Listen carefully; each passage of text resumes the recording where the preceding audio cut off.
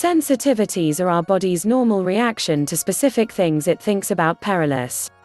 They are frequently set off by food, in spite of the fact that they can likewise be set off by creatures, electrical apparatuses, sedates, and significantly other clinical conditions.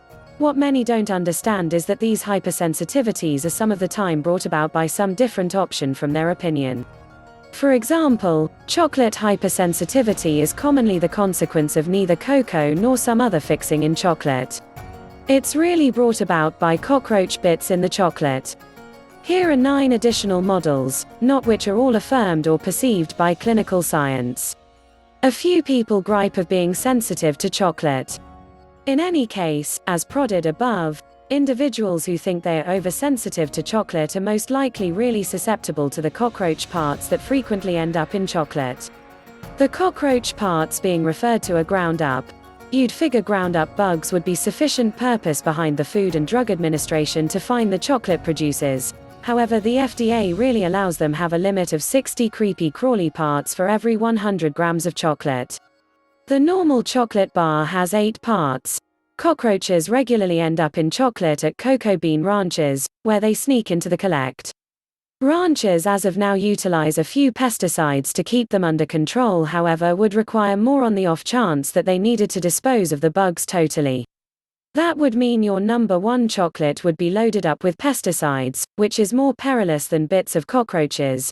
Besides chocolate, cockroach parts can likewise trigger hypersensitivities in nourishments like peanut butter, macaroni, popcorn, cheddar, wheat, and organic products. Nut sensitivity is basic in little youngsters, with a large number of children in the US influenced. As per somewhat periphery sources, immunizations are a significant reason for nut hypersensitivity in the present children. 2. Refined nut oil, a significant fixing in antibodies, is the reason. Antibody creators need to add oil to save their immunizations and guarantee that the human body can battle the debilitated illnesses in the immunizations. A few oils can be utilized, yet antibody creators purportedly lean toward refined nut oil since it is modest. Notwithstanding, the oil is said to cause extreme touchiness, otherwise known as serum disorder, in certain kids. These kids will later get sensitive to peanuts and items containing them. Note, nonetheless, that there is no logical proof to back this announced connection among inoculation and nut hypersensitivity. Electromagnetic hypersensitivity, EHS, is an allergy supposedly caused by being close to items that emit electromagnetic signals. This includes cell phones, computers, and Wi-Fi. We say, supposedly, because the allergy is not medically recognized.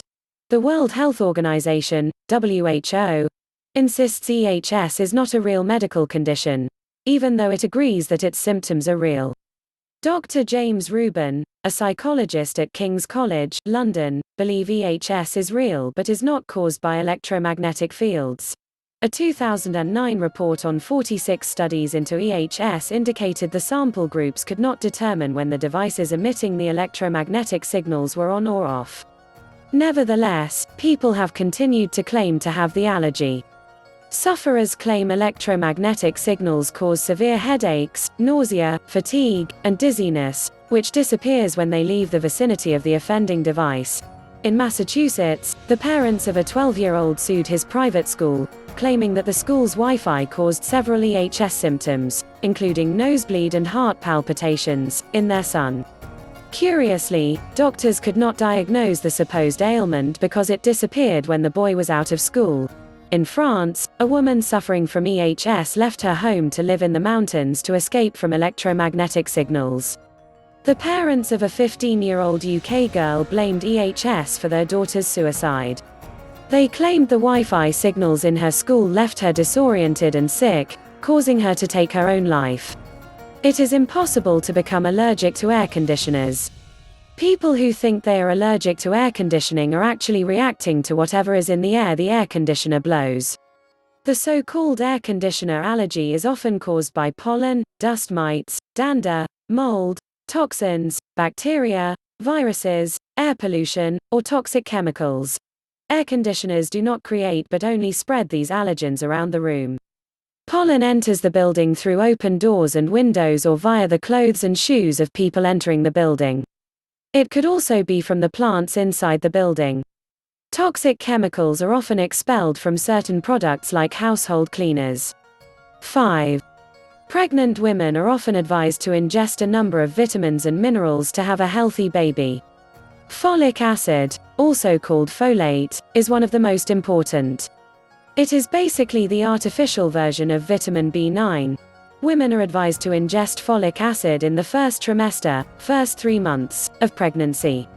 However, research by the Robinson Research Institute of the University of Adelaide indicates that ingesting folic acid after the first trimester could cause allergies in the unborn child. However, like the baby wipe entry, this, too, was declared inconclusive because the study was limited to sheep. Researchers discovered that lambs often had allergies to dust mite and egg albumin if their mothers ingested folic acid late into pregnancy.